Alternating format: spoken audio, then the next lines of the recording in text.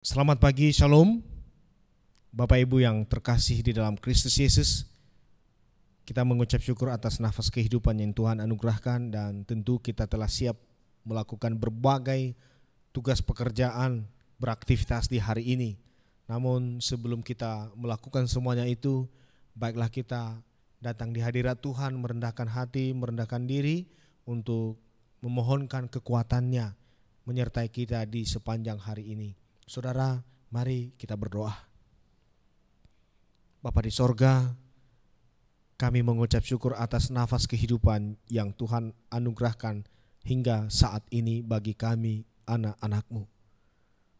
Bapa, sebelum kami melakukan tugas aktivitas di hari ini, kami akan membaca, mendengarkan akan sabda-Mu. Anugerahkanlah kami Roh Kudus, agar kami diberi kekuatan untuk melakukan firman-Mu di dalam kehidupan kami, agar kami boleh sampai pada tujuan dan rencana-Mu dalam kehidupan kami pribadi lepas pribadi. Ya Allah Bapa di sorga, berfirmanlah, kami siap mendengarnya. Amin. Mazmur 32 ayat 5. Aku berkata, aku akan mengaku kepada Tuhan pelanggaran-pelanggaranku, dan Engkau mengampuni kesalahan karena dosaku. Jemaat GKP Halim Perdana Kusuma yang diberkati oleh Tuhan, melalui bacaan firman ini kita merenungkannya dengan tema melihat dan mengakui dosa kita sendiri. Bapak Ibu Saudara yang Tuhan Yesus kasihi, pernah kita melihat gambar pemandangan kuil Yunani kuno yang sudah runtuh, lengkap dengan tiang-tiang penyangga berwarna putih yang ambruk di sekitarnya. Saya yakin sebagian di antara kita pernah melihat gambar itu. Bahkan mungkin ada yang pernah pergi ke sana untuk melihat langsung bangunan-bangunan atau tiang-tiang yang telah hancur itu. Saat memandang gambar bangunan ala Yunani yang pernah menjulang indah nan megah tersebut, saya berusaha membayangkan apa yang kira-kira menyebabkan semua kehancuran itu terjadi. Sungguh membuat penasaran, terutama ketika mencoba mempelajari tragedi dari suatu peradaban yang pernah jaya dan berkembang pada zamannya, tetapi yang kemudian sungguh sangat rusak dan hancur. Kerusakan yang diakibatkan dosa dan kejahatan yang kita lihat di tengah dunia hari ini memang sangat menggelisahkan. Beberapa hari yang lalu kita bikin kita gelisah. Rasanya pengen teriak bagaimana ya, ketika seorang pendeta mencekik sampai mati seorang gadis. Dan yang ternyata itu adalah mantan seorang guru sekolah minggu di salah satu PAUD di Jakarta ini. Kita cenderung menjelaskan bahwa semua itu terjadi karena penolakan manusia dan bangsa-bangsa terhadap Allah. Oleh karena manusia tidak mau tobat, oleh karena manusia mengeraskan hati. Saudaraku, tidakkah seharusnya kita melihat ke dalam diri kita juga? Karena iblis bisa saja merasuki kita. Bisa saja dia membodohi kita, mengkamuflase seolah-olah kita baik benar, tapi sebenarnya kita berdosa di hadapan Tuhan.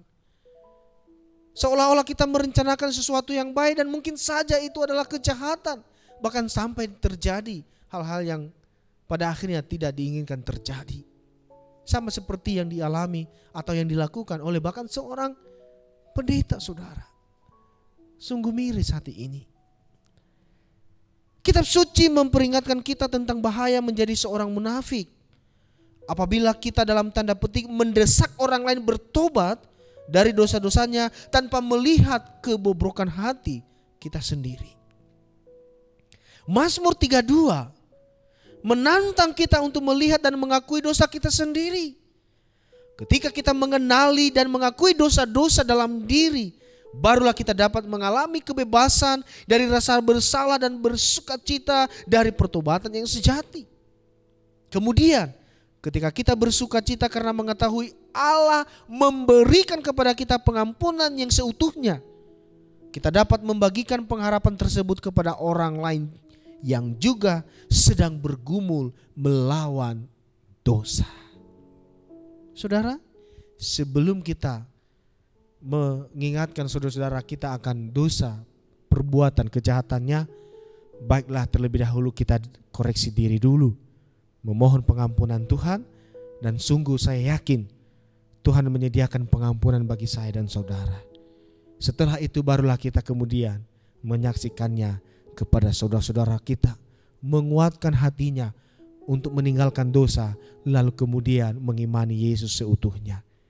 Percayalah, sekali Tuhan melupakan, mengampuni dosa kita, selamanya Dia tidak ingat-ingat lagi.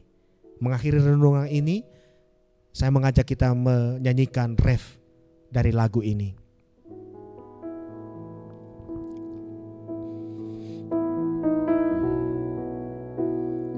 Betapa besar kasih pengampunan-Mu Tuhan, tak Kau pandang hina hati yang hancur.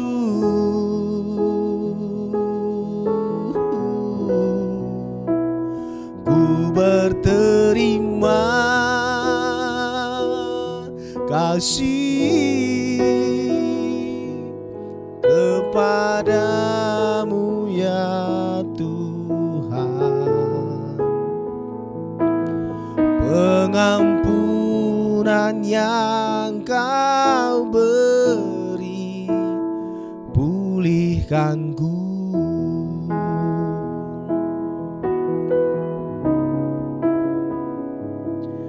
Pengampunan yang Kau beri, pengampunan yang Kau beri, pulihkanku.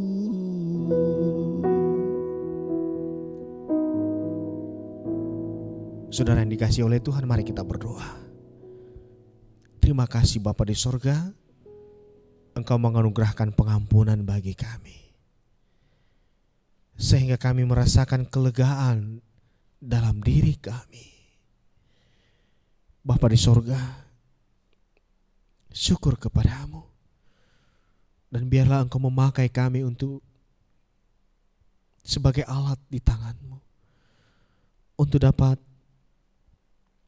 dengan yakin membagikan kekuatan, menceritakan pengampunan yang tersedia itu bagi saudara-saudara kami, sehingga kami merasakan ketenangan, kedamaian. Kami tidak digelisahkan dengan berbagai dosa yang selalu menghantui hidup kami. Terpujilah Engkau Bapa di sorga, berkatilah kami umat-Mu, Jemaat GKPU Halim Perdana Kusuma yang dalam pergumulan, dalam beban berat. Tuhan memberikan kelegaan. Tuhan membukakan jalan dalam setiap kesulitan yang kami alami. Tuhan menyembuhkan sakit penyakit kami. Tuhan memberkati, membuat berhasil segala apa yang dikerjakan tangan kami.